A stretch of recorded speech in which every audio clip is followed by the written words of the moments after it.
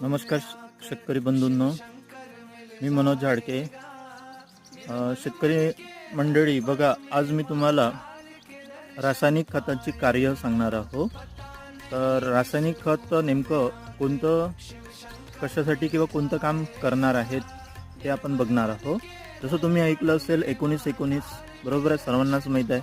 पण हे 19-19चं कार्य काय आहे, तर पिकाची जोमदार वाढ करण्यासाठी 19-19-19चा वापर केला जातो. तसंच दुसरा आहे 12-61-00 याचा उपयोग फुटवा जास्त येण्यासाठी केला जातो. मित्रांनो, अशीच माहिती मिळण्यासाठी आपल्या चॅनलवर नवीन असाल तर सबस्क्राईब करा आणि व्हिडिओ आवडला तर लाईक करा आणि इतर मित्रांसोबत सुद्धा शेअर करा. थँक्यू.